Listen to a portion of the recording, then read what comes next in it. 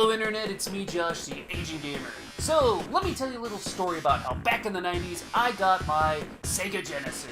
I was a youngin', maybe about 6 or 7 years old, and I really wanted a Sega Genesis. Advertisements for the system were everywhere, and after seeing what the Genesis could do, I could hardly even look at my NES. Ugh, God, bleh. So I started saving my chore money, combined with some monies I got from my following birthday, and eventually I saved up enough to buy the system. And that's my Sega Genesis story. Not a very exciting one, but it's what happened. I bought the system and I had enough money to get one game. And which one game did I get? Why, I got X-Men. And let me tell you, the early 90s was a great time to be an X-Men fan. No one cared about Captain America, Thor, Iron Man. Hell, no one knew who the Guardians of the Galaxy even were. It was all about X-Men and Spider-Man. The epic cartoon would be played every Saturday morning, the comics were seeing some of their best work, the toy lines were astonishing, and the trading cards were pretty uncanny. It was fantastic, but this game, how does it hold up? Is it great? Is it just nostalgic trash? Let's find out. Ladies and gentlemen, this is X-Men.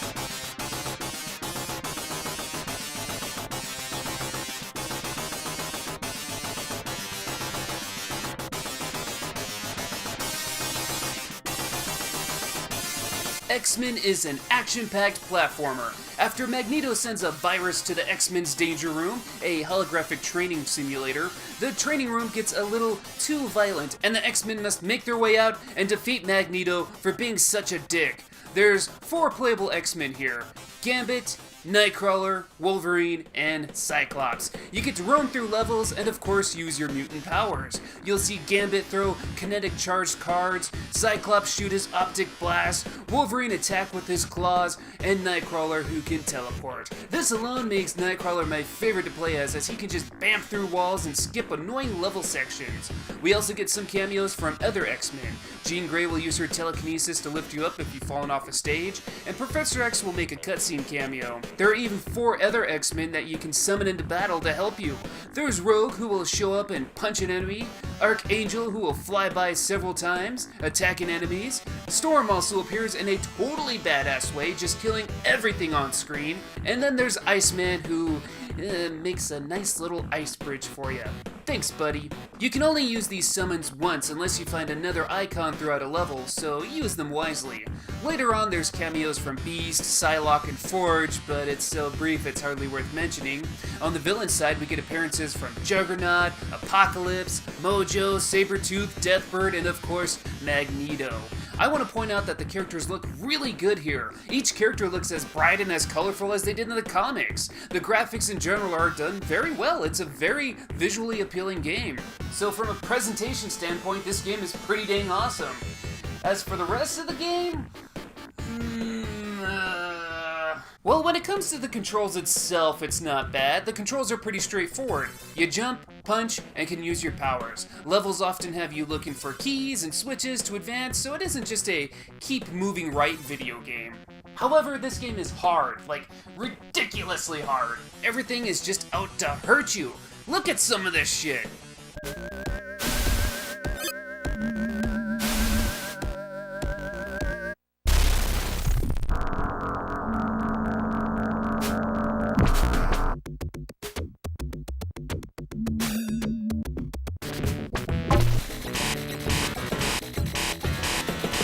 Good God, how did they expect us to beat this game as a kid? There's also a limit on how much mutant power your X-Men can use. The power meter will slowly refill over time, but it's still quite annoying. If you try to use Wolverine's powers when his power meter is empty, he'll go in berserk mode and start attacking everything around him. He ends up hurting himself while doing this, and with how random his attacks are, you'll likely never use this in any kind of desperation move. Overall, your X-Men can die pretty quickly. They added the ability to switch to another X-Men within a level, but you can only do it a couple of times. And if you beat a level, your X-Men doesn't start the next stage with full health, they continue where they left off. And once all 4 of your X-Men are dead, it's game over. No continues whatsoever. You can choose the amateur difficulty setting to make things easier, but the game won't let you get past the 3rd level if you do. I'll give the game credit though, the levels are pretty detailed and the background music isn't bad, but the level designs range from bland to really annoying. And let me tell you another little story. A story about how this game broke a little Asian gamer's heart.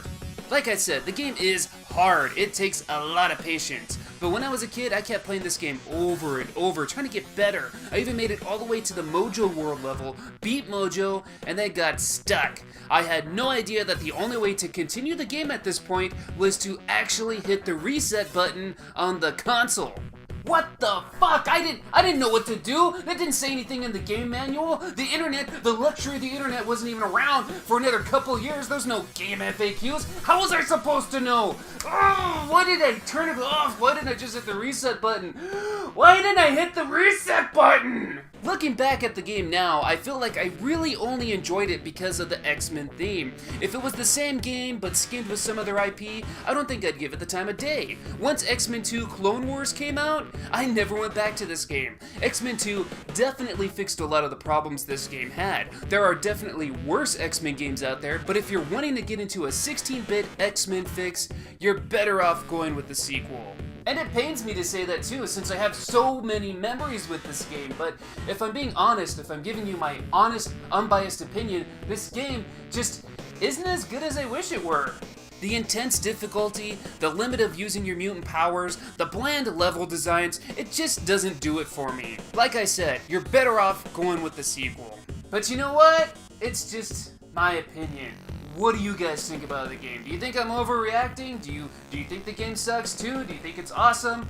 Let's talk about it in the comments. Thank you guys for watching, and go ahead and subscribe so you don't miss out on future videos. Go ahead and give it a like. I appreciate that. And until next time, I'll see you guys later.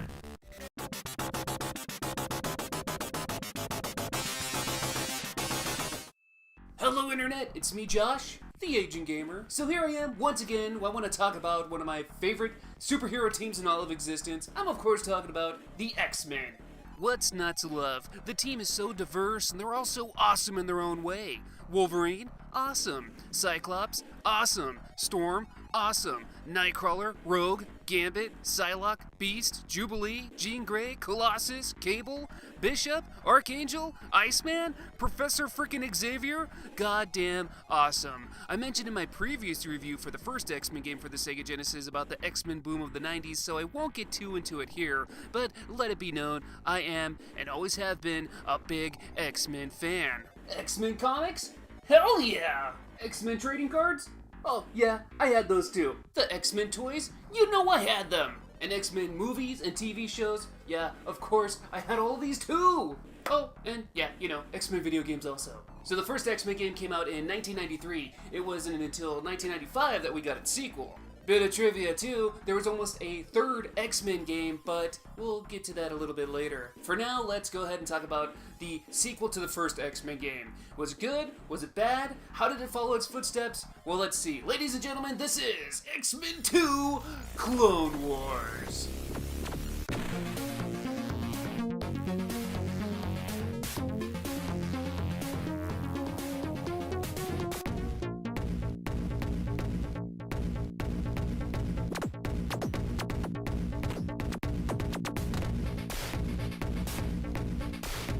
So, X-Men 2 Clone Wars is a straightforward action platformer. You play as your selected X-Men and you'll use your mutant powers to defeat enemies and bosses. The mechanics are simple.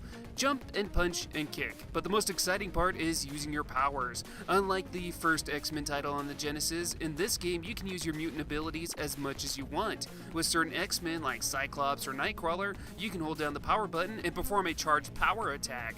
But if your X-Men is at full health or close to, you'll get a super-powered version of your power attack as well. But before we get into the X-Men and mechanics of this game, let's talk a bit about the story here. It takes a lot of inspiration from the X-Men story, the the Phalanx Covenant, which was a story arc that was going on around the time of this game's release. The Phalanx also appeared in the X-Men animated series. So, the Phalanx are a cybernetic species that infect beings with their Phalanx virus. They can then branch out and take over cities and even worlds. They disguise themselves by cloning other beings, or as shown in this game, ninjas, X-Men villains, and even the X-Men themselves. Professor Xavier sends a group of X-Men to stop the Phalanx, and with the help of Magneto, they're going to do anything they can to save Earth. Now let's talk about the playable X-Men here, because instead of 4 playable X-Men like the last game, we got 7! First off, there's of course the Wolverine. Other than being a complete badass, Wolverine has a strong claw charge attack. He's great at dealing damage, he's actually pretty dang quick, and can climb walls, and when he's really low on health, he'll actually recover a health bar or 2. Next up, we got the leader of this X-Men Blue team, Cyclops. His attack and speed are pretty average, however, his optic blast is really OP. Like in some levels, it's just going to be a breeze. You can also hold down the power button and you'll be able to release a bigger blast. Overall, he's a top-tier character. Next, we got Nightcrawler. I gotta say, compared to how he played in the last game, I'm a bit disappointed. His teleportation is pretty much useless in this game. However, he's fast and can climb walls, so he's not too bad to use. We also got the charming Cajun Gambit making a return. He's probably my favorite character to use. His staff has some pretty great range, his jump kicks come in handy, and similar to Cyclops' optic blast, Gambit's kinetic card blasts are great for attacking distant enemies. Like I said, he's my favorite character to play as. Now, we also got 3 more characters here that weren't playable in the last game. First up, there's everybody's favorite fur baby, Beast. Beast is really strong, with his punches usually one-hit KOing enemies. But that's about the only thing that's really good about him. He's a big target who's not very fast, and his special floor smash attack is practically useless. Such a shame. We also got Psylocke playable. She's a pretty decent character. Her sword attacks are pretty good, but her psionic blade is pretty wonky. It has no effect on robot characters, which are a lot in this game, and because the attack is a bit slow, why wouldn't you just use your sword instead? And last but not least, we got Magneto. That's right, Magneto himself is playable. After you defeat him on the Avalon stage, this crazy buff for an old guy will join the X-Men in the fight against the Phalanx. Magneto has super high jumps, has the ability to levitate, and can shoot magnetic beams from his hand. Is that a thing? Beams of magnets? But the downside to him is that he's super slow. His special magnetic bomb attack is too slow to be useful, and since he doesn't have a regular punch or kick attack, it can be kinda tricky to hit certain enemies. Other than making some boss fights a bit easier, I don't really find myself using him too much. So come to think of it, I love the fact that they added more playable characters. I'm just a bit disappointed that those new playable characters really aren't that fun to play as.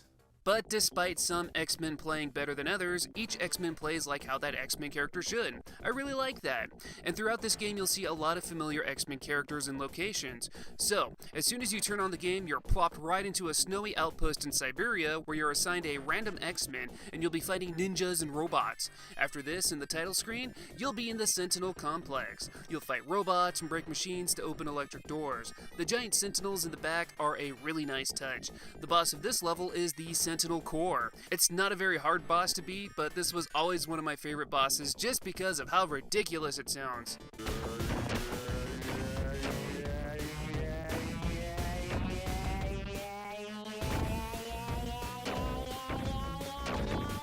After a Metroid-like escape the exploding compound before your time runs out segment, we'll reach Magneto's base, Avalon.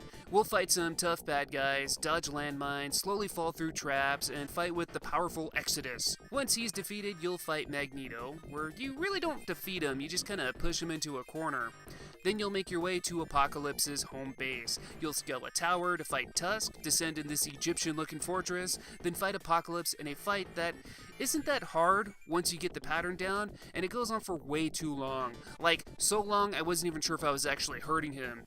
Then there's the Savage Land, where you'll fight bugs and do your best to avoid rising acid. You'll fight with the villain Brainchild, who has a lot of crazy forms, and then you'll reach the Phalanx ship.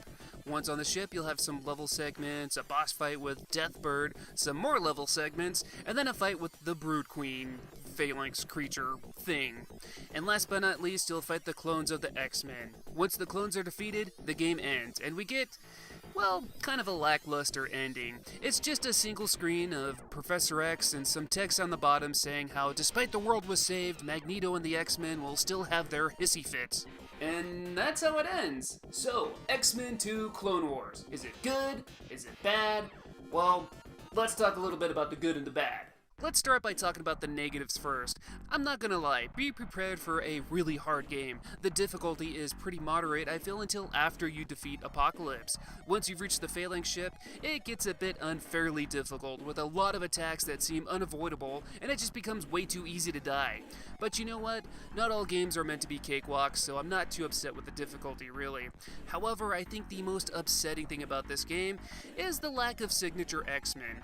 Yes, we got characters like Beast, Psylocke, and Magneto playable, but where's all the other iconic X-Men? Playable or cameos, it seems a bit empty. In the first game we saw Storm, Rogue, Archangel, Iceman, and Jean Grey. None of them appear here. In the first game we fought against iconic bad guys like the Juggernaut, Mojo, and Sabretooth. None who appear here. Who do we fight instead? Oh, you know, fan favorites like Tusk, Brainchild, Fabian Cortez, Exodus, The Brood. Come on, where's the likes of Omega Red, Lady Deathstrike, Pyro, Toad, the Hellfire Club, Mr. Sinister, Deadpool? Hell, we've had 2 games featuring the Savage Land, and Sauron doesn't appear in either. Or better yet, if the Phalanx can clone characters, why not use that opportunity to say that they cloned X-Men who aren't playable in the game? How awesome would it have been to have a boss fight against an evil clone of Colossus, Havoc, Iceman, or any of the other countless X-Men? I know that the developers can't add all the signature X-Men characters in this game because there's just a massive amount of them, but just saying, the villains they chose in this game, Magneto and Apocalypse aside, were pretty lame. But really, those are the only things that bother me. There's a lot of positives to the game, and here's why you should play X-Men 2 Clone Wars. Straight up, it's fun. When I think about it, there's a lot of lame X-Men games out there. X-Men 2, though, is an exception. From the moment you turn on the game and get dropped into battle, it's just action-packed from the start. You have a variety of X-Men to pick from, and there's no limits on how you use your powers. And it just feels like there's more freedom in the levels because of it. Also, the graphics to this game are a hell of a lot better than the first one, and the X-Men look great here. Except for Psylocke when she runs, she looks kinda weird to me. Though in certain poses, she looks pretty sick. And look at Wolverine, just standing there. He looks like a beast. Look at Beast. Beast looks like a beast. And the music to this game, it really gets you pumped. It's really got some killer tracks. I love this game. The later parts of the game will require a lot of patience, but if you're looking for a great X-Men game to play on the Sega Genesis, this is it. But those are just my opinions on the second X-Men game to come out on the Sega Genesis, not counting that spin-off Wolverine title that came out in 1994. And like I mentioned earlier, there was almost a third X-Men title for the Sega Genesis called X-Women, the Sinister Virus. It was going to be developed by the same people that made the Adventures of Batman Robin game, and it was going to feature, at the very least, Storm, Rogue, and Jean Grey as playable characters. I'm assuming Mr. Sinister would have been involved in some way too. Unfortunately, due to the game scheduled to be released early 1997, which at that point in time we were already in the Nintendo 64 and PlayStation era, the game was cancelled as Sega was taking focus away from 16-bit gaming. But man, what could have been? Anyway, thank you guys for watching my video. If you liked it, go ahead and give me a like. If you disliked it, go ahead and give me a dislike. I thank you guys for watching, and until next time, I will see you all later.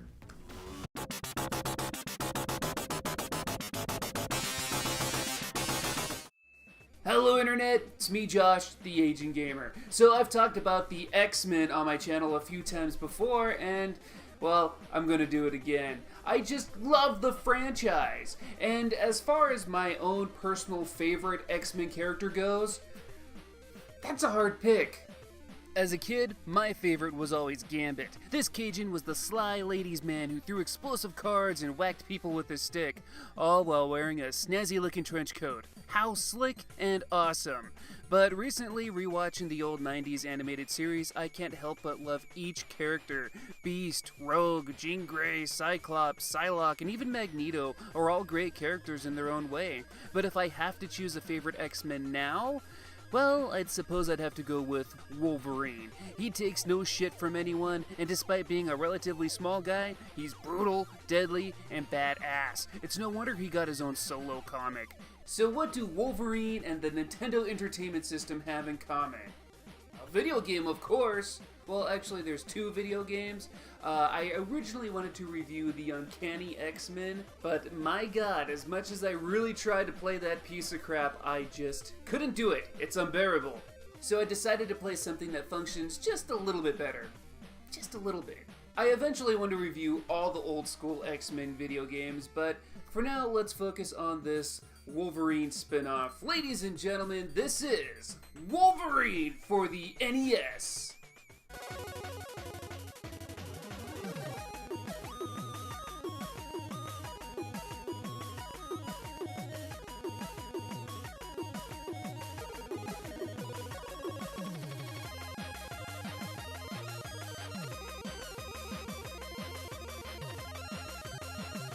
So I didn't have this game as a kid. I only played it a few times before doing this review, and I gotta say, this game is pretty hilarious for all the wrong reasons. You got Wolverine and some really awkward gameplay, you got Sabretooth spewing out ridiculous lines, and it's even got Magneto dabbing. What? We'll get to all that in a moment, though. Let's talk a bit about the story. So, Wolverine wakes up on a mysterious island. He doesn't know how he got there, but he sees a giant building structure and enters, only to find out that he's about to go through a bunch of deadly trials set up by Sabretooth in an attempt to kill him. Well, that story works for me. Let's do this. We start with the first stage, the first trial. Here we are as Wolverine. He runs, jumps, and punches with occasional kicks. Press the select button to pop out your claws. Using your claws will cause more damage to bad guys, but it will also take health to use. I have to mention, I just don't get it. Why would a game punish you for playing as Wolverine and doing things Wolverine is known for? It's lame here, and it was lame in X-Men for the Sega Genesis. Anyway, the more enemies you kill, the higher your Berserker meter goes up. Once your Berserker meter is completely filled, Wolverine will spin out of control, kicking and punching, but will be invincible until the meter runs out. To be honest, I have never actually been able to fill up the Berserker meter. For every enemy you kill, the meter goes up by 2 bars, but every time you get hit by an enemy, it goes down. It's way too easy to get hit by things, so you really have to stop and focus on trying to fill your meter, rather than just beating the level, which is just a flawed system to me. So that's all the stuff Wolverine can do. Now back to the level. You're jumping around some facility and there's these guys that will attack you. Look at them, just blank characters throwing a typical energy ball at you. How generic can you get? And, whoa, hey, watch out for this guy with the gun over here, huh? Some tank top wearing jabronis somehow made their way in here. So there's a spot at the beginning of the stage where you can just drop down to, press up, and you'll warp to stage 2. Otherwise, at the end of the level, jump into the doorway here. Level bonus? What is this, some kind of bonus stage? Oh, no, that's just what they say at the end of a stage for some strange reason. That's weird. Surprise, it's your old friend Sabretooth! Boss fight time? Oh no, we're just moving on to the next stage, Trial by Air. So this level is pretty similar to the first stage, where you're just jumping around avoiding these generic bad guys. The only difference is that there's the bottomless pit. This level isn't too hard, and it's pretty easy to avoid bad guys. However, if you go through it too quick, you'll miss out on something. Towards the beginning of the level, if you drop down to this area and onto these platforms, which, by the way, are they supposed to be shaped like fangs because, you know, the whole Sabretooth thing? Anyway, duck and punch to activate the platforms. Sometimes it pays to read these game manuals. Go inside this room and you'll meet up with Psylocke. She'll give you the ability to summon fellow X-Men Havoc when your energy is low. Why does Psylocke greet us rather than Havoc himself? Who knows? I'd rather take a cameo from Psylocke anyway. She's a hottie. Anyway, drop down here and we'll finish the level. We get taunted by Sabretooth and we move on to our next stage, Trial by Traps. We get a very short water section, ninjas, falling rocks, surprise spike traps, and swinging axe pendulums. Avoid these and make your way to the exit. Hope you remembered your swimsuit. Ha ha ha. That's not a very threatening line, and considering this game came out in 1991, it was only a matter of time before artist Jim Lee had everyone in swimsuits. So now we're at the 4th level, Trial by Water. It's one big underwater maze. It's a bit confusing and everything hurts you, including these little gizmos in the water and even bubbles. Goddamn bubbles! If you go off course a little bit, you can find Jubilee, who will give you a device for breathing underwater a lot longer. I honestly didn't even realize there was an underwater meter before finding her. Oops. At one point, I find myself beat up pretty bad, so I decide to call Havoc in for help.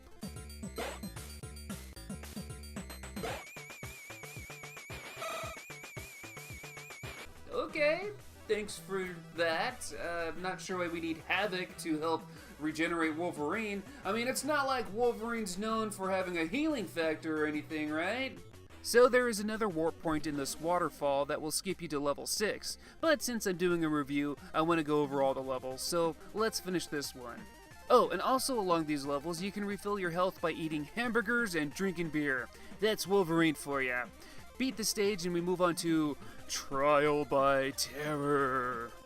In this super spooky stage, we find a whole bunch of new enemies, like this green thing, and this Reaper that throws skulls, and my god, what the hell is that? Visually, I think I like this stage the most. The chained human remains and the coffins that say Logan on them are a nice touch on the creep factor. Once the stage is done, we move on to stage 6, Trial by Fire.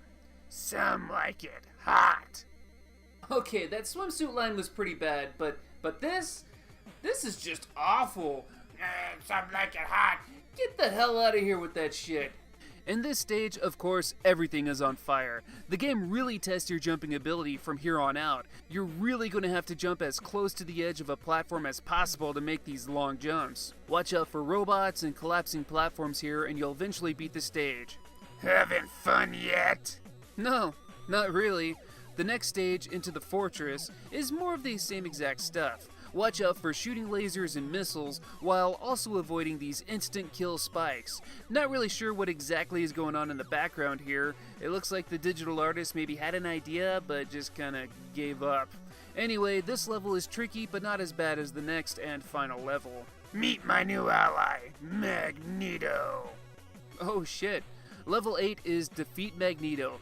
This level is pretty hard. Not only is there shit constantly flying at you in every direction, but we have that same damn jumping issue, where you have to jump at the very last possible moment to proceed. Otherwise you'll fall down and you'll have to start all over again. I don't understand why so many games on the NES took pride in their shitty jumping platforming sections. They're not fun.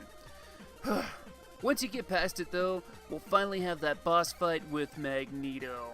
Alright, I'm ready to kick some ass. I'm even gonna have Wolverine use his claws in this battle. Let's go! I break this little barrier here, and, okay. What the hell was that? Magneto is one of the biggest, baddest villains in the whole Marvel universe, and he just runs away?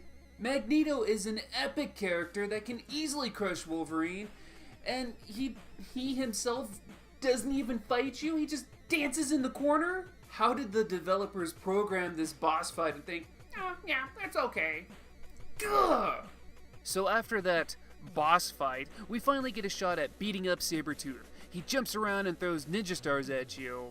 I don't ever recall Sabretooth throwing ninja stars in the comics, but whatever. What you want to do is keep punching Sabretooth until he reaches the edge of the cliff, then simply just punch him off. The game ends, and all we get is a single screen of Wolverine staring at you, like he's disappointed that you played this game all the way through. Don't worry, bub, I am too. And that's Wolverine for the NES. So, is it any good? No!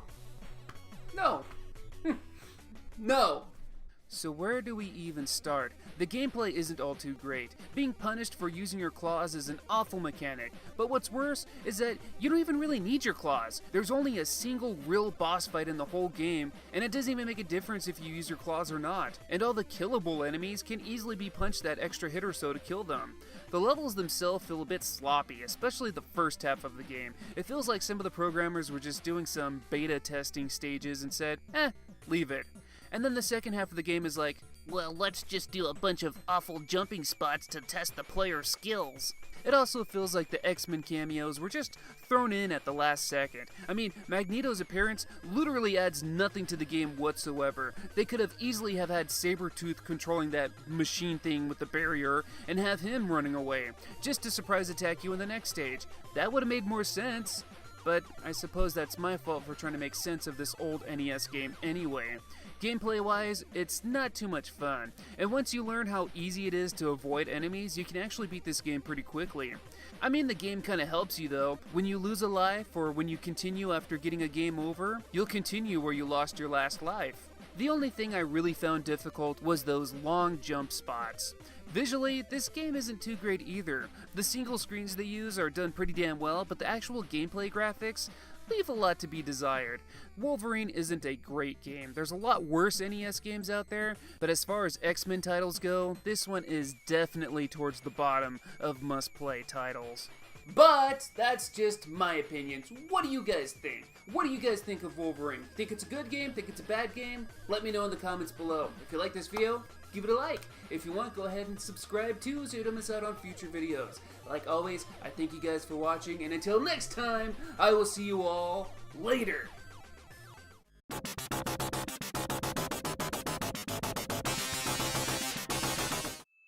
Hello Internet, it's me Josh, the Aging Gamer. So, let's go ahead and talk about superheroes. Growing up, my favorite were the Uncanny X-Men and the Amazing Spider-Man. But being a kid of the 90s, why wouldn't they be? Spider-Man had an awesome cartoon series as well as a pretty cool toy line. I'll also never forget how amazing that Spider-Man cereal was too. X-Men on the other hand had a freaking amazing and very mature animated series that is in my opinion the best Marvel animated series to date. X-Men had their fair share of awesome toys and trading cards as well, and of course there was all the video games featuring both of these series. So how mind-blowing is it to think that there was an actual video game crossover between Spider-Man and the X-Men? Well, is it any good? Let's find out. Ladies and gentlemen, this is Spider-Man and the X-Men in Arcade's Revenge.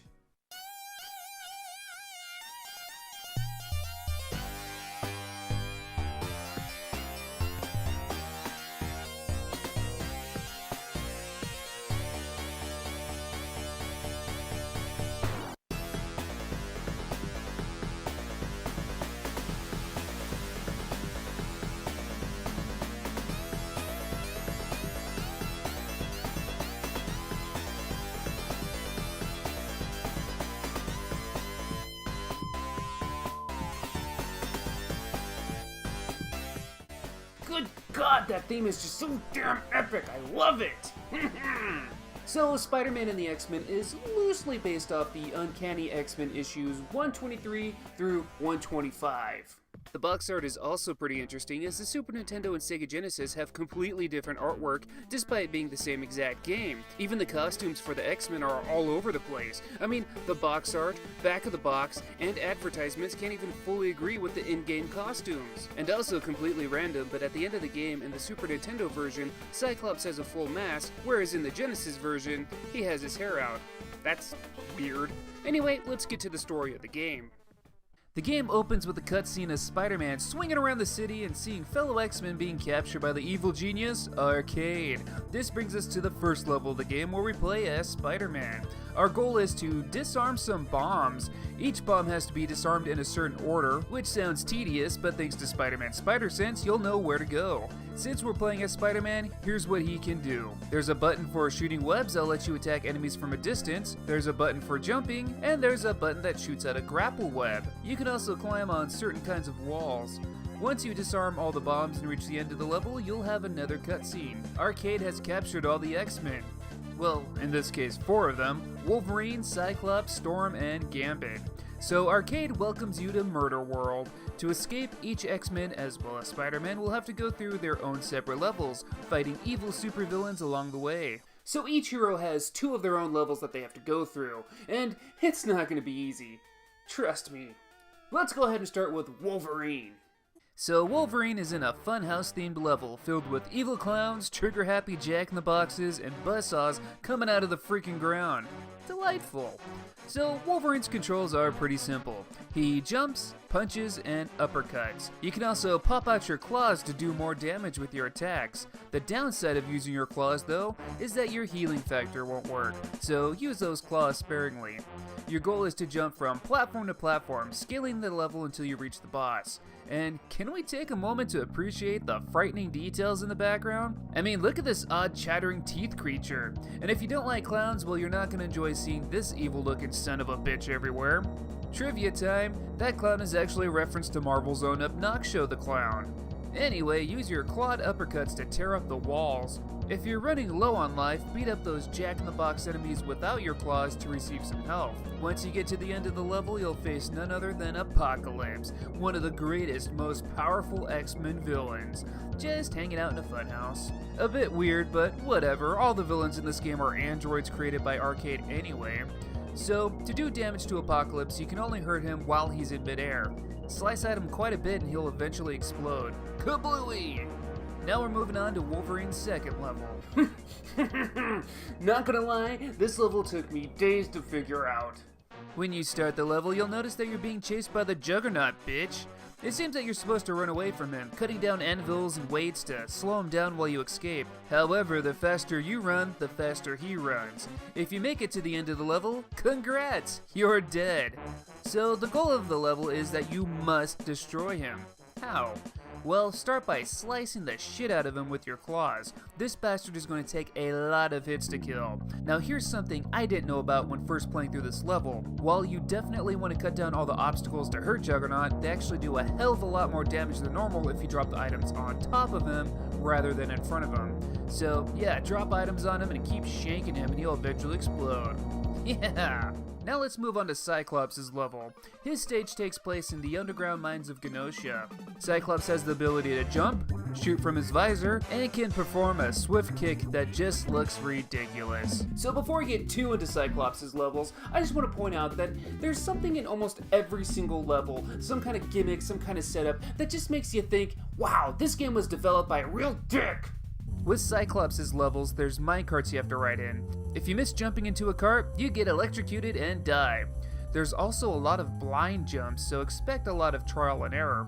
You'll be fighting off soldiers, these stupid hovering robots that chase you around, and what I'm assuming are Mole Man's subterranean followers. Watch out for these guys, as Cyclops' optic blast won't hurt them. Also, they throw their poop. I'm assuming. Once you get to the end of the level, you'll come face to face with a Sentinel. He shoots 2 different kinds of lasers and jumps around the screen. Just keep hitting him with your optic blast and you'll be good. Then we exit the stage. Now Cyclops' second level is more or less the same, just a slightly different background. Towards the end of the level, you'll fight another Sentinel and a crowd of bad guys. Pass by them and now you'll fight a real boss, Master Mold.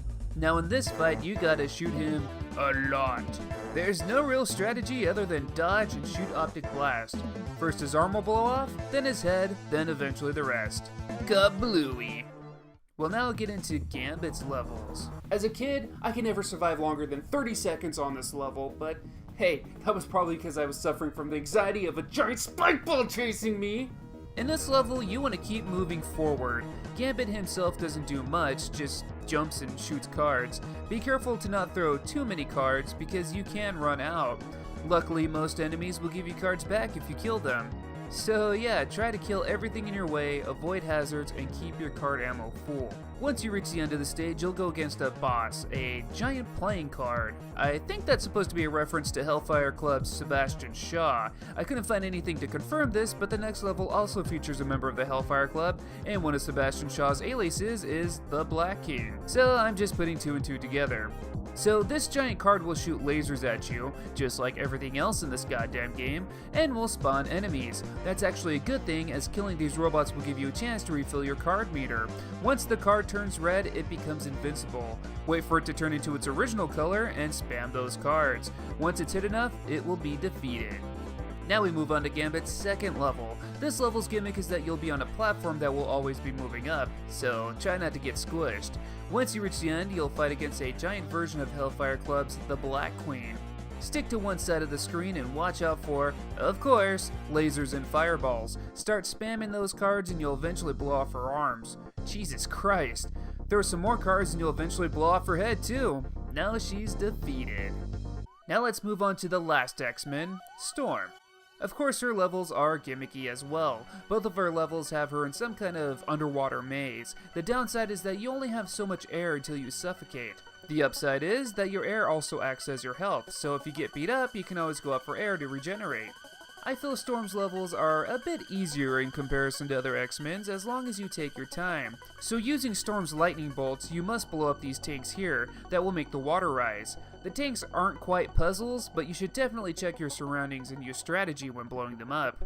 Through the stage, you'll also be attacked by piranhas, laser shooting squids, and scuba steves. Like I mentioned before, too many hits or if you suffocate, you die. Hear that scream? That's the sound of a beloved X-Men screaming her final breath before she becomes a bloated, rotting corpse. It's pretty brutal, huh? Once you get to the end of the stage, there will be a spinning looking device that will shoot at you. Best strategy I can think of is just swim down to the bottom of the screen where it can't hit you and just start blasting it. Exit the stage and we move on to Storm's level 2. This level is pretty much the same as the first, except for at the end of this one, we don't get some awesome boss fight. Instead, we get these glass capsules that shoot at you. Shoot back at all 10 capsules and Storm's levels are now done. Now we move back to old Webhead. We're in a construction zone of some sort and there's robots everywhere. Blast everything with your web shooters. You're also going to have to learn to master the web grappling swing in this level because there's a lot of tight areas you're going to have to go through. Experiment pressing up or down while grappling to reach certain distances. About halfway through the level you'll find the Shocker. He'll jump around and shoot at you. Best strategy is to get on the same platform as him, dodge his blast, then duck and shoot web shots until he's defeated. Once he explodes, you'll get more life. Sweet. Continue your way through the level and you'll eventually fight Shocker yet again. Then you'll fight the stage's boss, Metroid's Ridley. Oh, well, maybe that's not Ridley. That's actually Naster? I'm not sure how to pronounce his name, but he's just some D-level magic demon character from the comics. What an odd choice for an in-game villain. Just keep shooting at him. When he gets hit, he drops diamonds. Because reasons. And when Spider-Man picks up the diamonds, his health regenerates. Also because reasons. Blast him enough and he's defeated. Now moving on to Spider-Man's second stage, we're just swinging around rooftops. Nothing notable about the stage here other than a few weather effects that will blow Spider-Man around if you're not careful. Reach the end of the stage and you'll fight not one, but two bosses at the same time, Rhino and Carnage. Rhino runs back and forth, running into walls. When he hits a wall, Spider-Man will drop to the bottom of the stage, unless you are already in midair, so try to time your jumps. Since Rhino doesn't target you like Carnage does, let's go after Carnage first. Carnage jumps around and throws symbiote goo at you. Chase him while also keeping your distance. Once you hit him enough, Carnage gets butt naked and disappears. Now we just got Rhino. To hurt him, you have to do grapple swings and hit him from behind. After enough times, he explodes! Yay! You will not play very short little levels as each X-Men. You'll just jump platform to platform, fighting the same bad guys from each X-Men stages. An interesting thing to note is that this is the only time you get to do a platform level as Storm. She can shoot lightning bolts in almost any direction. But what's up with that jump? Does she really have to spread her legs so far to do that? It looks ridiculous! Last, you'll do a short Spider-Man level where he descends down through the level until you reach the final boss room. You'll see the X-Men captured in a giant arcade robot. I know I've said it throughout the whole review, but the only real strategy is to dodge and shoot. Once Arcade's creepy-ass tank is destroyed, it will turn into a bouncy little machine. Once that's destroyed, it will turn into a tiny but quicker version of the tank. And once that's destroyed, multiple arcades will start popping out. Stay close to the walls and the recaptured X-Men will actually help you out. Once you destroy all the arcade robots, congrats, you beat the game. You get a cutscene showing everyone escaping, all to some classy sounding music. I almost expect Frank Sinatra to start singing at any moment.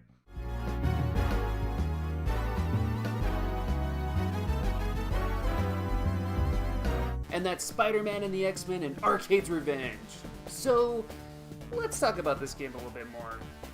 Let's see, should I start with the good or the bad?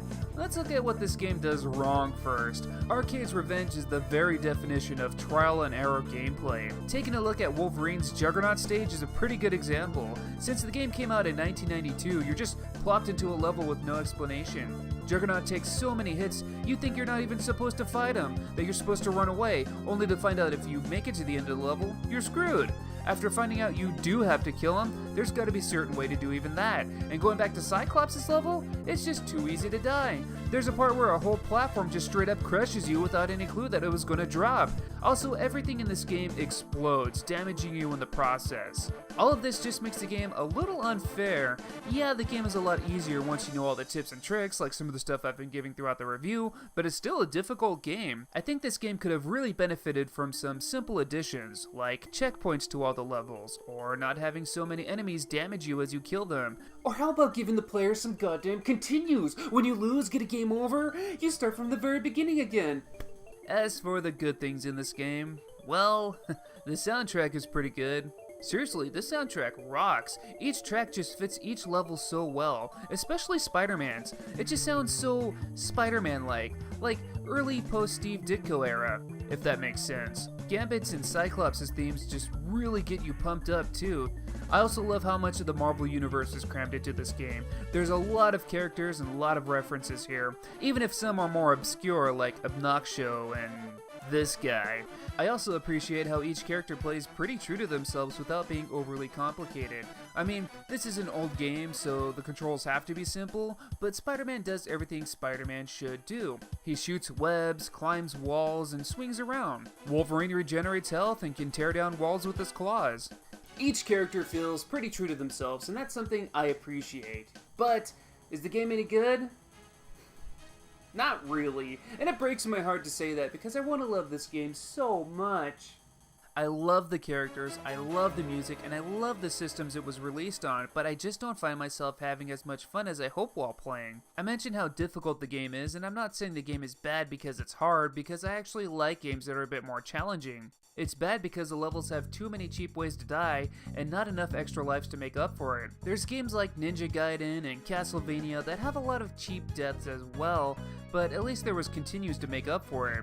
You can learn the levels and better yourself. Arcade's Revenge just doesn't offer players a chance to actually enjoy the game, as the gameplay experience is cut too short.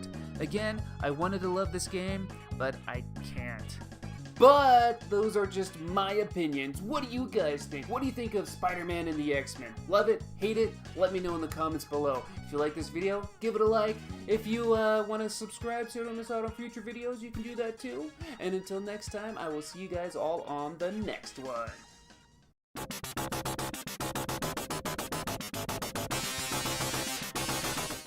Hello Internet, it's me Josh, the Aging Gamer. So, you know what I haven't played in a really long time? A Tiger Electronic handheld. In the early 90s, Tiger Electronics released a whole bunch of these LCD screen handheld games. They released one for almost every property under the sun, and there were lots and lots and lots and lots released. When I was growing up, everyone I knew at least had one of these. As for myself, I had two. I had a Mighty Morphin Power Rangers one and a Chip and Dale Rescue Rangers one. There was a whole bunch I actually wanted to get when I was a kid, but never did.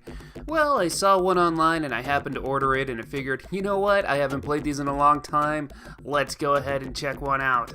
So Tiger re-released 4 different handhelds this year. They released an X-Men one, Sonic the Hedgehog 3, The Little Mermaid, and Transformers. So I figured, you know what, it might be a fun nostalgic trip to get one of these, and so I did. And which one did I get? Well, I of course got the X-Men one.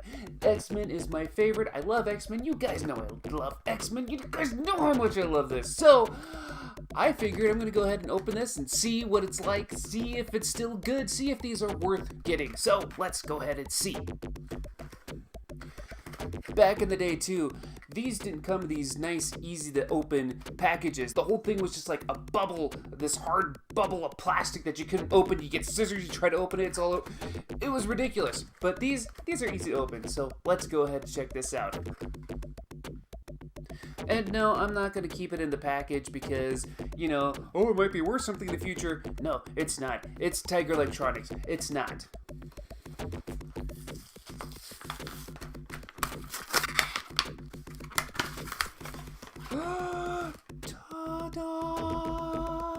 Look at that.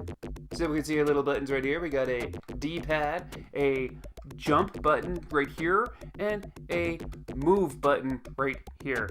Not sure what's different between... Oh no, this says pick. This doesn't say D-pad. Let's turn this on and figure out what this is. There's no batteries in it. Let me get a little screwdriver real quick. Not sure why I said hold on, because it's not like I'm gonna leave me getting the screwdriver in the video. Alright, so it takes 2 AA batteries. I'm gonna put my good old Duracells right in there because I always prefer Duracells over pretty much any battery. Not that that's important. Now we're tightening this son of a bitch up. Alright, now let's play. Alright, so here we go. Some Cyclops. There's Apocalypse. Yeah. So I shoot my optic blast by shooting left, up, or right. You can shoot it diagonally by pressing up. I don't know what those tiles are. I'm supposed to pick those up? Well, I just died. So I guess I just keep fighting Apocalypse over and over again. Well, there's the Juggernaut. What? Oh, he's throwing shit at me. Oh, and I got Apocalypse. Oh!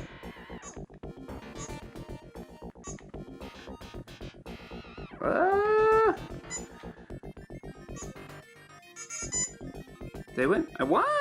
I beat the level, yeah! So where's Wolverine at? So far, the move button doesn't really do anything, because I move automatically. But anyway, that was X-Men for the Tiger handheld. Is it worth getting? If you're into these old school kind of Game & Watch games, it's not too bad. Despite what I was able to show you, the very limited amount that I was able to show you on here. It's your basic Tiger handheld game. It's all about getting points, and I felt like the more I play it, the better I can get at it. It's not that hard. It's just memorizing enemy patterns until you die. So that's that. For $11.99, I guess that wasn't too bad of a waste. I still am glad that I got it because it's X-Men, and I love X-Men. And this is nostalgic. This is X-Men Tiger handheld all in one. So yeah, it is what it is. Do I suggest other people go get them? No, this is for a very niche audience. If I happen to come across the Sonic 3 one, because I really wanted that one too, I'll probably still get it, but I'm not going to go out of my way to search for it or look for any other Tiger handhelds. And if you're not into those Game & Watch kind of games, I don't think you would probably enjoy this. But these are just my opinions. What do you guys think? What do you think of Tiger Electronics? Do you like them? Do you hate them? Do you not care? Let me know in the comments below. I thank you guys for watching this video, and until next time, I will see you all later.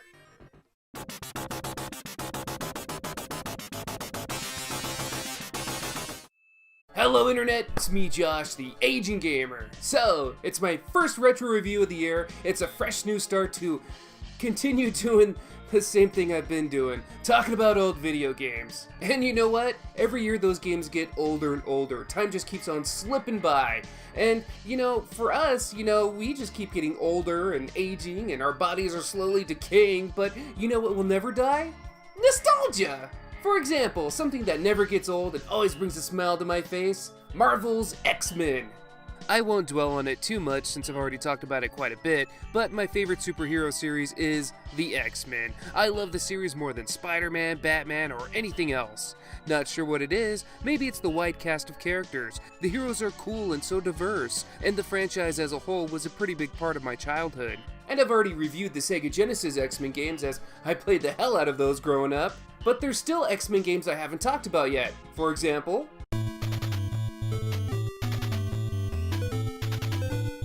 No, I'm not talking about that one. I'm talking about the Super Nintendo's X-Men Mutant Apocalypse. I didn't have a Super Nintendo growing up, so this game just kind of bypassed me. But what's funny is that whenever I hear anyone talk about 16-bit X-Men games, they're usually referring to the Sega Genesis games. Why doesn't anyone talk about this one? This is a completely original title developed by Capcom. That sounds pretty interesting to me. So, let's go ahead and take a look at it. Ladies and gentlemen, this is X-Men Mutant Apocalypse.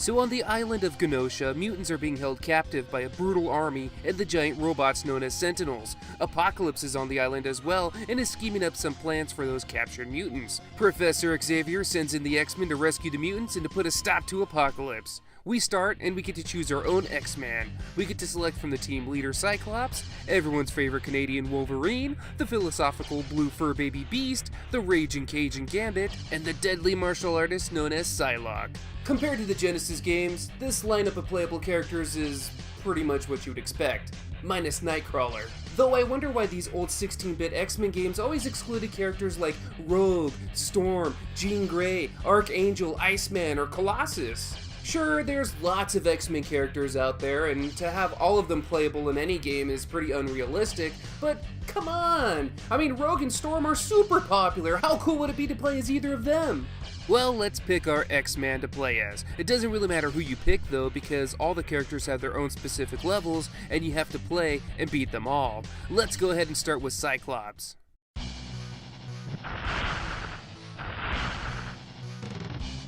So we can use the D-pad to move, Y to punch, B to jump, and the A, the X, and the shoulder buttons do absolutely nothing.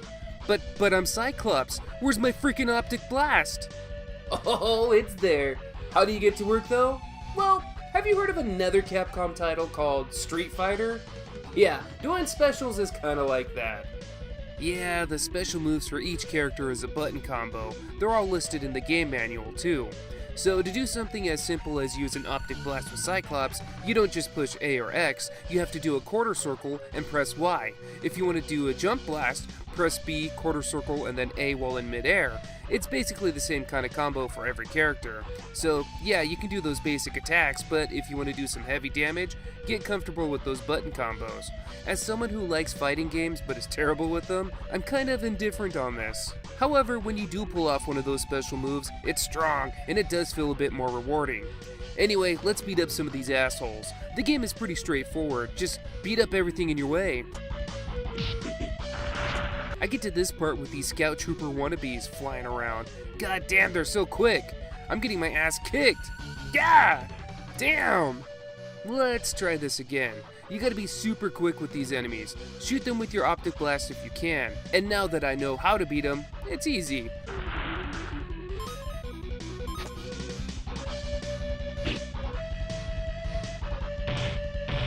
Son of a bitch!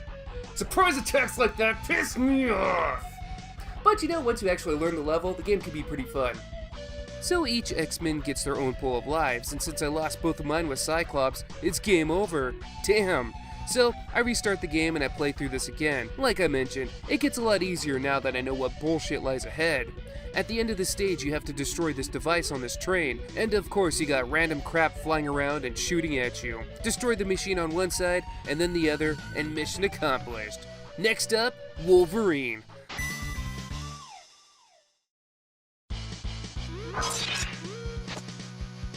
Of course he gets that badass glass-shattering entrance. So playing as Wolverine is similar to Cyclops, but instead of optic blast, he gets a sweet uppercut, gets a pretty good downward strike, and he can climb walls.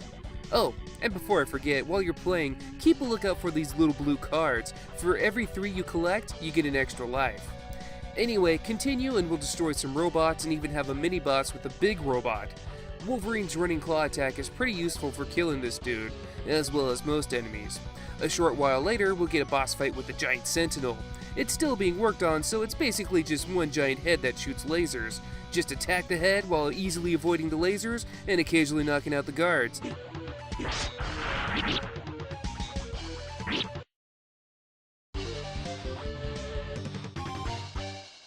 Mission accomplished! Now let's play as Beast. What makes Beast unique is that he can stick upside down on certain platforms. He's also got this useful Beast bounce attack. I gotta say, it feels a lot better playing as Beast here than it did in X-Men 2 Clone Wars. We'll get a mini boss fight with another giant robot, and then we get some rotating platforms to go through. At the end, we got a boss fight with 3 Sentinels. Just keep doing the Beast bounce, and this will be a cinch.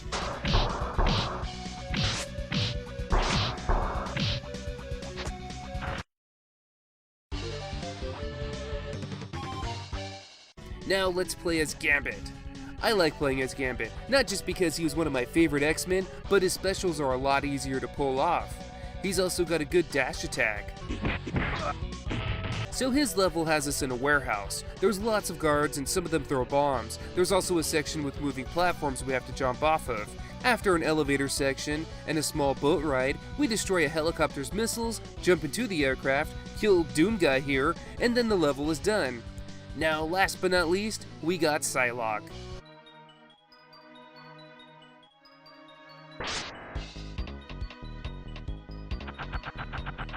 A Sentinel shoots her down, but we continue with the mission. And goddamn did they make Psylocke thick!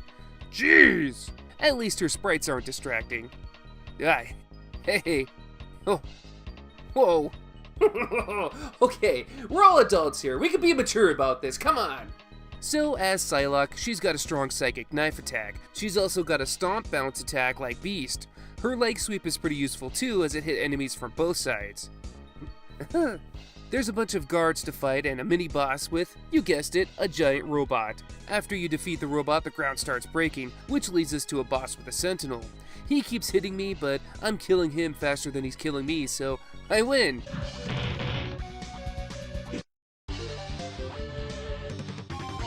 Mission accomplished!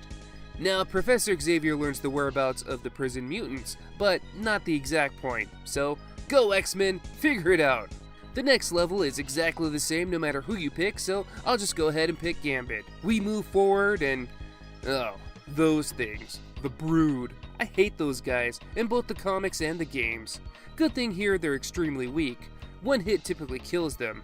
Watch out though, because certain ones will latch onto you. At the end of this stage we fight Queen Brood.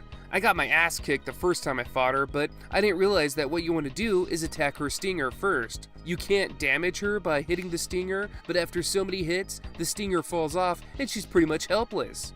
Now you just have to watch out for her little underlings. Altogether, if you use someone with a long-range attack like Gambit or Cyclops, this battle shouldn't be too hard. Aim for the head and you'll eventually win. Xavier now finds the location of the prison but warns us that the villain Tusk is guarding it. Pick your X-Men and go fight him. This stage isn't much of a stage, rather than it's a boss fight. And there he is, Tusk. I never cared for this villain either. Why did they try pushing this guy in the 90s? Anyway, Tusk will charge at you, but try to hit him first and try to be quick and he won't even have a chance to hit you. Defeat him to defeat him.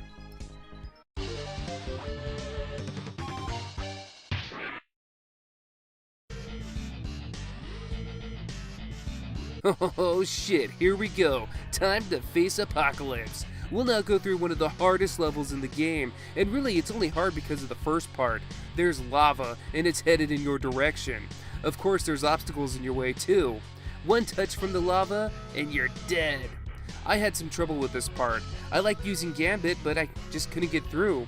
Then I used Cyclops and I had an easier time. If you aren't very good with performing the special moves like myself, use Cyclops' kicking attack. It's strong, and it doesn't look as ridiculous as his kicking attack from Spider-Man and the X-Men. And just avoid this card here too. It'll make a difference because you'll barely pass through this. And once we do, we'll find those mutants in the cells. Shortly after, we'll have another section with lava. Shit. And here we go, the big bad fight with Apocalypse. He'll constantly teleport, and when he reappears, he'll hit you with one of his attacks, including shooting fire out of his hand, turning his hand into a drill, and imitating a porcupine. My best strategy is to use someone like Cyclops. When Apocalypse disappears, time your optic blast to hit him just as he appears, and you'll hurt him before he has the chance to even hurt you. I also gotta point out that I love his sprite for when you hurt him. He's like, "Hey, what the hell just happened?" Keep attacking and we'll win.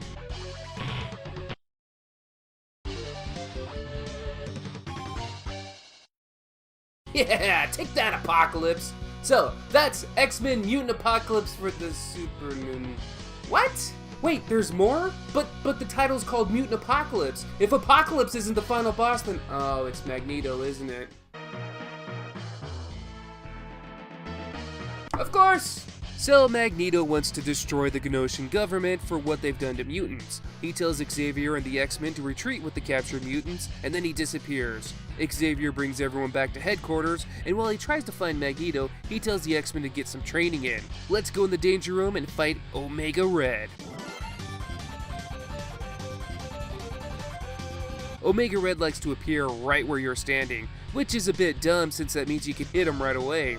Occasionally he'll stand afar and wiggle his tentacles at you, but hit him to make him stop. After you defeat him, we'll do some more training by fighting Juggernaut. Nice! I used Wolverine for this one. When Juggernaut charges at you, do a charge attack of your own and you'll go right through him. Yeah! Xavier says he's found Magneto hiding out in his outer space base known as Avalon, and he transports us there. So now we're on the final level. Sort of. Similar to the beginning of the game, each X-Men has their own individual level, but this time you only have to beat one to fight Magneto. I'll pick Cyclops. So, on Avalon, we get a new set of enemies. This asshole teleports all over and you only have a good chance of hitting him when he first appears. He makes certain platforming sections a bit difficult, but take your time and when he teleports, attack him. We'll eventually run into Magneto's right-hand man, Exodus. This guy teleports too, but he'll also shoot lasers and might even lift you up in the air and drop you. Luckily, you only have to beat this guy halfway up to make him retreat. We then get a boss fight with the robot. Just keep shooting it and while avoiding its lasers. Once it's destroyed, it's time to fight Magneto. Alright, you son of a bitch, let's do this!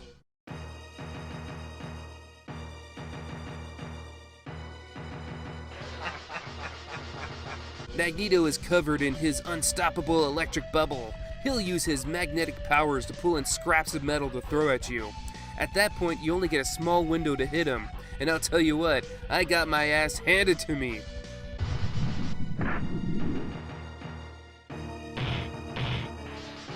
Well, shit. The good news is, if you want to fight Magneto again, you can just pick that same character to fight him. However, if you want to use a different character, you'll have to beat their level and then fight Magneto. Since I couldn't do shit as Cyclops, I'm going to try my luck with Wolverine. Inside his final level, he has laser beams to dodge, but it's a lot of the same enemies as before, including another fight with Exodus. He only has half a life bar too, probably because I kicked his ass as Cyclops before he retreated. Defeating him this time actually sees him disappear. I wonder if I pick another X-Men, would they even fight him at all now?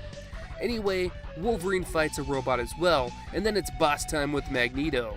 I'm sure there's probably an easier way, but I find a method that works for me. When Magneto starts collecting scraps to throw at me, I climb the wall and hit him with the downward strike. Problem is, it only does a sliver of damage. Oh boy, this is gonna take a while. But hey, it works!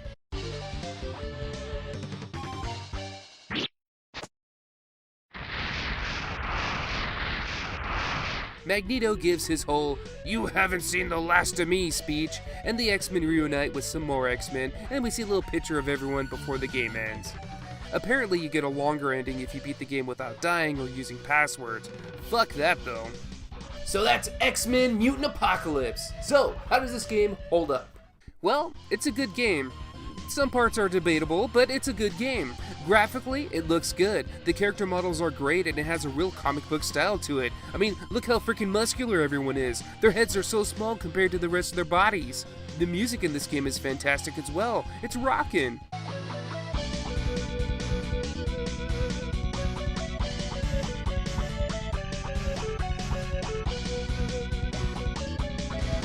Now when it comes to gameplay, this might come down to personal preference and might even make or break the game for you.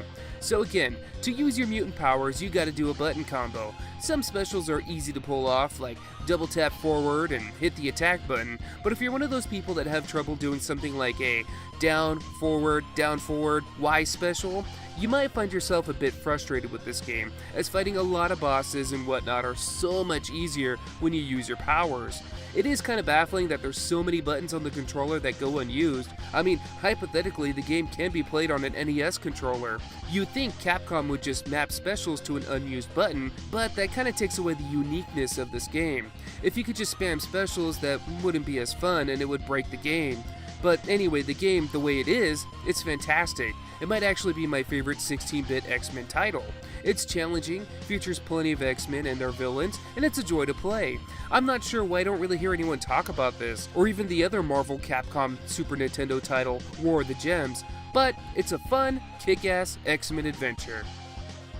But those are just my opinions. What do you guys think? What do you think of X-Men Mutant Apocalypse? Think it's good? Think it's bad? What's your favorite X-Men? Let me know in the comments below. If you like this video, give it a like. If you want to see future videos, make sure you hit that subscribe button. And I thank you guys for watching. I'll see you all on the next one.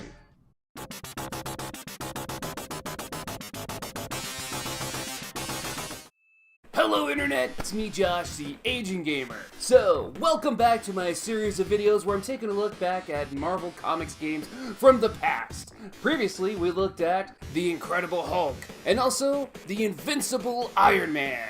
The hands of fate have chosen the next series for me to look at, and it happens to be one of my favorite in the whole Marvel universe. It's the X-Men. And as I mentioned many times on this channel, I'm a big X-Men fan, so how delightful that I get to take another look at a game from the franchise. Now, which one? Now, let's see. I've already taken a look at X-Men for the Sega Genesis, X-Men 2 Clone Wars for the Sega Genesis, X-Men Mutant Apocalypse for Super Nintendo, Wolverine for the NES, Spider-Man and the X-Men in Arcade's Revenge, hell, I even reviewed the X-Men Tiger Electronic game. Well, is it time I take a look at Uncanny X-Men for the NES?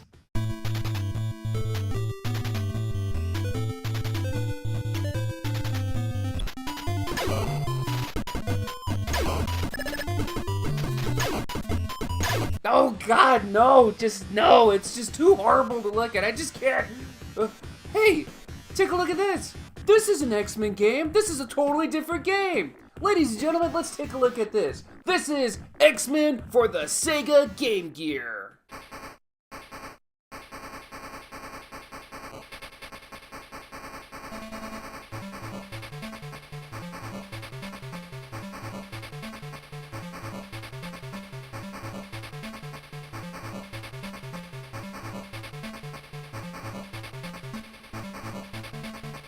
X-Men for the Game Gear was released in 1994 in the height of 90s X-Men popularity. But before we talk about the game itself, we have to talk about that box art. I hate to judge other people's art, but what the hell is this? I suppose the majority of the X-Men team isn't that bad, but the big, ugly Wolverine in the front ruins the whole thing. I mean, where's his lips? And why does it look like his mask has cellulite? And you know, the artist, Dave DeVries, he also did the artwork for Spider-Man and the X-Men in Arcade's Revenge. And look at his Wolverine there too! Why does he look so terrifying? In a bad way? Dude, just stop drawing Wolverine! But hey, I mean, I can't draw him any better, so And you know, it's kind of a shame that all these X-Men games were released around that short window of time where Jim Lee, famous X-Men artist, just happened to leave Marvel. He could have made some really badass covers for these games. Anyway, let's go ahead and talk about the story to this game. Well, come on, we already know the story, right? We know the story to every X-Men game, don't we? Let's go ahead and say it all together. Let's stop Magneto! So we turn on the game and you instantly get that classic 90s Sega shout. Oh man, how could a half-second soundbite be so nostalgic? We get our dynamic title screen and then we immediately go to the options. First, there's the difficulty. You got piece of cake and I don't think so. The only difference between the two is that you'll have less levels to play on in the piece of cake setting. Then we got music playback settings. Sure, we got sound effects options too. Annoying? Well, at least the game is self-aware. Let's just start this. We begin the game by choosing our character. You get to choose to play as either the X-Men Blue Team leader Cyclops or the raging Canadian Wolverine. Not only do you get to pick your character, you also get to pick your stage. I guess that's a plot point I did kind of skip over. So Magneto had fellow X-Men members captured. You have to go to different locations or different levels to unlock different characters. It's actually a pretty cool concept. So again, if you're playing on that piece of cake mode, you're only going to get so many levels and you're not going to be able to unlock certain X-Men. So you kind of have to play it on the I don't think so mode. Anyway, let's go ahead and pick the sewer level as Wolverine. We get a picture of Wolverine popping a squat, and we start. So here we are. This is of course a 2D platformer. We can punch, jump, and even double jump. Press start to turn on your powers. In Wolverine's case, it pops out his claws. Wolverine is also the only mutant who will heal himself without the use of items. All in all, if you played the first X-Men game for the Sega Genesis, the gameplay concept is very similar to that. The biggest difference in the Game Gear version, though, is that you're able to crouch and walk. Oh boy. So in the sewers, there's these red jackoffs that throw, I don't know, since we're in the sewers, maybe poop at you. Just walk up and start punching them. As you move forward, you'll start seeing whatever the hell this is supposed to be, and this jabroni with a spear. We'll occasionally come across red X's, which will restore some of your mutant power. The hearts will restore your health, and the blue X's, well, collect them for a bonus at the end of the game, but we'll talk about that later. So this level, as well as most of the others, aren't as straightforward as they appear. They are mostly mazes, and you're basically just looking for wherever the boss is located. This sewer, or technically the Morlock tunnels, isn't too tough. Make it towards the end and we'll come across Calypso. Haha, look how helpless she is. She can't even jump. Slash away at her until she's defeated.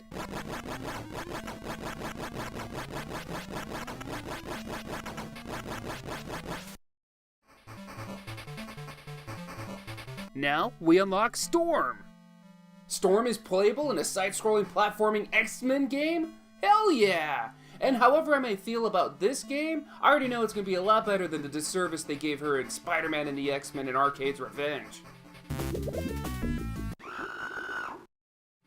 But before I get to her, I feel I should play a level as Cyclops since I haven't shown him yet. Let's go to Madripoor, where the game spoils the boss of this level right away. So, we're Cyclops. His optic blast is pretty useful and it doesn't seem to take too much energy to use. And look at Cyclops' crouching walk. He looks like a little train. Choo choo. Anyway, in this level, it's kind of a long one. We're moving building to building in what feels like forever. This is one of the few levels in the game that isn't a maze. So I guess the developers of the game weren't sure what to do with this level layout because it's exactly the same thing for a solid 8 minutes. But we'll reach the end and we see Omega Red. He stops and wiggles his tentacles at you, but just stop and blast and you shouldn't have a problem at all.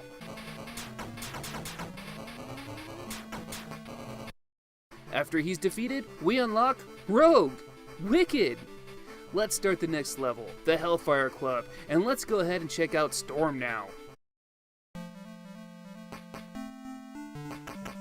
So right off the bat, I'm gonna tell you, I hate this level.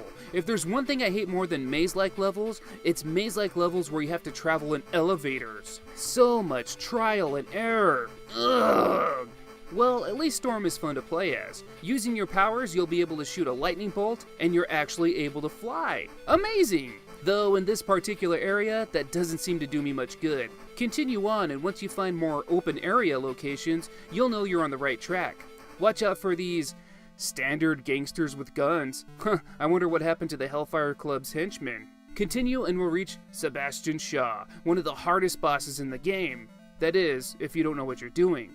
Shooting him with your powers has no effect, so you can't really damage him on your own. Instead, you have to use his own traps against him. Get him to follow you through his fire pits, or what I like to do is float up around these things and let him just stand there and get damaged. Ha ha ha! You fool! Sebastian Shaw is defeated and we unlock Nightcrawler. Sweet. But before we see what he can do, let's go ahead and check out Rogue, and let's go ahead and play on the Savage Land level. Yup, that sure is a dinosaur. So as Rogue, you can fly. That's about the extent of what I experienced using her. But I'm gonna abuse the hell out of that feature here. I'm cheeseballing this level. There's not much to say about the Savage Land, so I'm just gonna go ahead and fly over it. I'll keep flying until we reach our next boss, Sauron. And guess what? I'm gonna cheeseball this boss fight too. Just stand on this ledge and kick this fool in the face. Booyah! Sauron is defeated and we unlock Iceman. Neat. We got one more level here to pick, and we're gonna go ahead and choose Nightcrawler. Guess which X-Men gets saved here? So, we're Nightcrawler, and he has the ability to teleport across the screen. He can also climb walls, but this actually uses your mutant powers to use. What a waste! Anyway, this is another maze level that's filled with the Brood aliens. Make your way through and we'll have a boss fight with the Brood Queen. She's actually pretty damn strong. Nightcrawler was a bad choice here, and I end up getting killed. Well, goodbye Nightcrawler. If you lose a life at any level, you will not be able to play as that X-Men for the rest of the game. That sucks. I'll pick trusty old Cyclops and I'll just blast this bitch away. We unlock the lovely Psylocke, and we can now enter the final stage, Magneto's base, Avalon. For this stage, I'll be playing as Iceman, but for the sake of showing off all the characters, here's Psylocke. She's tall, can use her psionic blades to stab people, and that's it. Now, let's finish this game. Avalon is, of course, a big maze and probably the biggest level in the game. So as Iceman, I can do all the standard moves everyone else does, but for some reason, he just feels stronger. Like I feel his ice attacks are the strongest in the game, as they take down enemies faster. I'd argue he's probably the best to play as. Anyway, travel through this area, and towards the end there's lots of health and mutant energy power-ups. Conserve as much as you can, and once you reach this elevator shaft here, you'll go toe-to-toe with Magneto. Magneto will hover up and down, and once he lands, blast away. Once you run out of energy, refill, and destroy this fool!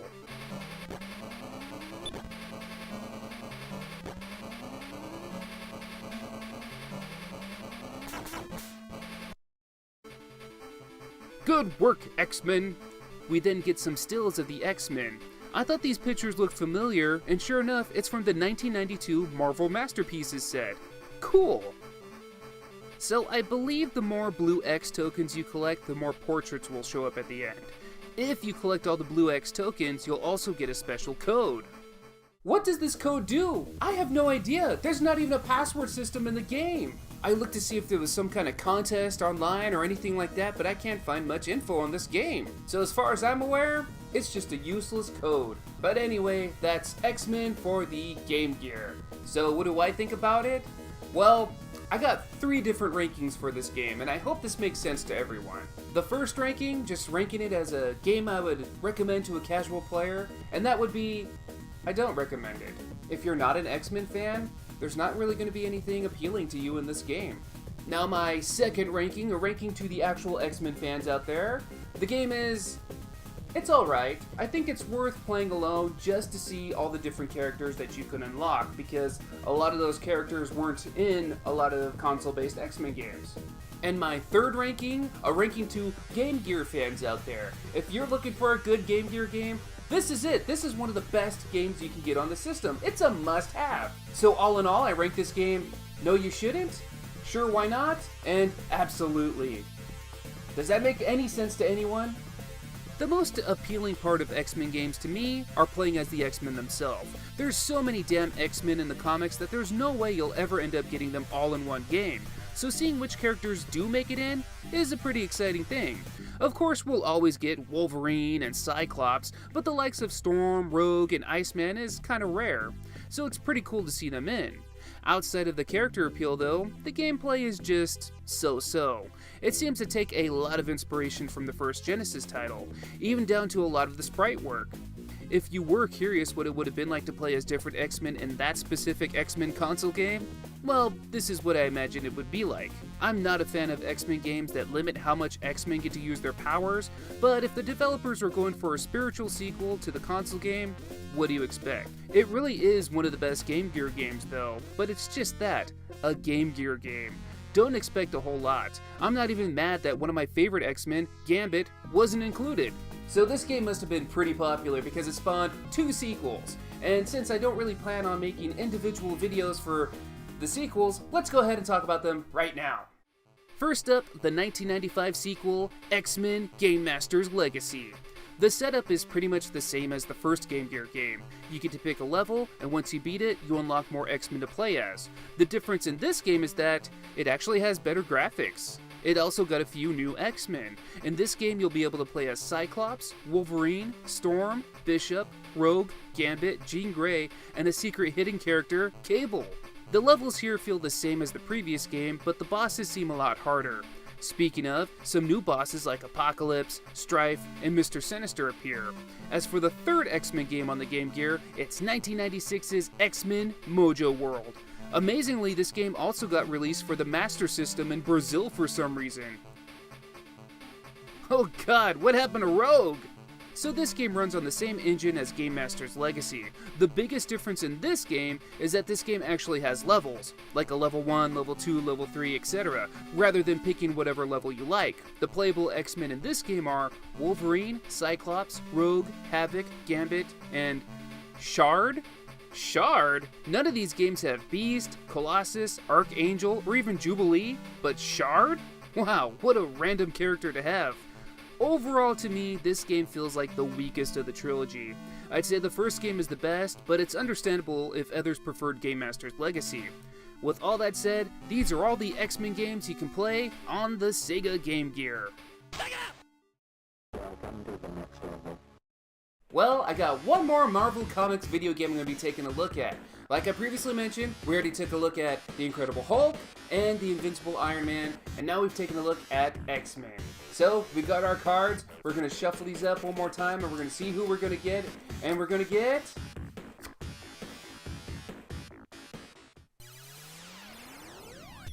Silver Surfer! So... Ladies and gentlemen, join me on the next video when we take a look at Silver Surfer for the NES, because that's the only Silver Surfer game. Thank you guys for watching. I will see you on the next video. Take care.